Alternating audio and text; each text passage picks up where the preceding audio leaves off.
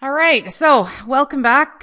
This is compound interest in the Pre-Cal 40S videos, section 7.3. It's a continuation of the applications that we're doing. Now, compound interest is how you earn interest on money in banks generally, and how you end up paying interest on any money that you borrow from banks, whether it be a car loan or a mortgage. And here we've got this formula. It says A, that's the final amount that you end up with once you've crunched all your numbers. P is the initial amount you start off with. That's either how much you borrow or how much you invest. 1, now you've got this 1, it basically just takes this initial amount, adds it on to the interest that it calculates. Here this is our interest rate, and we use it as a decimal. So for instance, if you have 5%, you have to divide that number by 100 or move the decimal place over to the left twice to get 0.05, and that's the number you use in your equation.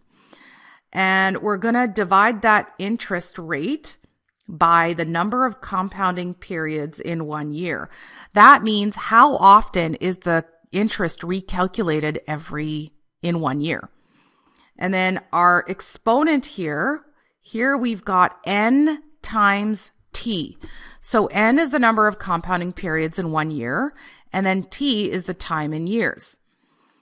Okay, so let's look at Kyle, and while we're doing this, let's make sure we remember that money always has $, and then we always round it to 2 decimal places. This goes without saying. You should never, you should always make sure that money has a $, and it rounds to 2 decimal places. Always, always, no exceptions. Okay. Here, Kyle invests $1,000 at 3.75% compounded annually. So I'm going to take this 3.75 and I'm going to move the decimal place over twice, and I'm going to end up using this number as my R. Okay, and that's what I'm going to use in my equation. So I've got A equals, and then 1,000. I've got 1 plus 0.0375, and I'm going to divide that interest rate by 1 because it's compounding annually, so that means once a year. Now my exponent is going to be n times t. Now I know it's annually, so it's going to be 1 times t, so I'm just going to write t in this case. Okay, here it says determine the value of the investment after 7 years. So when you're calculating this in your calculator, make sure you're using your brackets so that you have the bracket and then the 1 plus 0.0375 to the power of 7, and you end up calculating this part first. This order of operations, the bracket exponent happens, so we end up with 1,000, 1.0.0375 to the power of 7, and we end up getting $1293.95. Okay, so this is the amount that you will have after 7 years. The next one says, how long will it take for the investment to triple in value? Well, we started with $1,000, so that means we want to end up with $3,000. So this is what our final amount will be.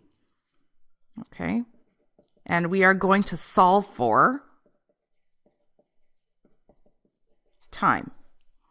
So we've got 3,000 equals 1,000, 1 plus 0.0375 to the power of t, and divide both sides by 1,000, and 3 equals 1 plus, I don't need a 1 plus there, I can just write 1.0375 to the power of t.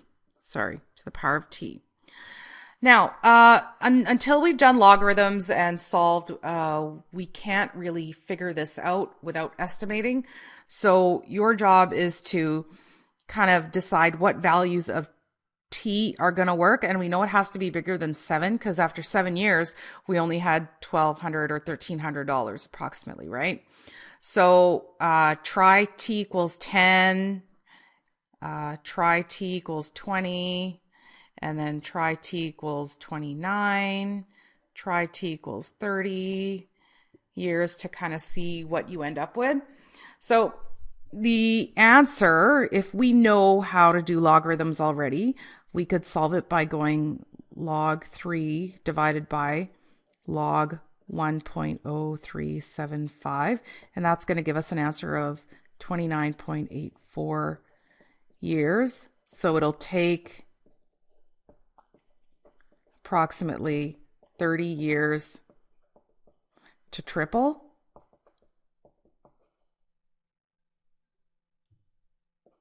In value. But until we've done this, and we don't do this till later, you're just going to estimate. Estimating is fine. Estimate using this where you kind of just guess and check and plug in numbers. All right. Estimate t. Okay, so that's the end of it. And we are going to, well, you guys need to make sure that you try practice questions and you do this. So good luck. Have fun. Make sure you guys ask questions. All right, take it easy.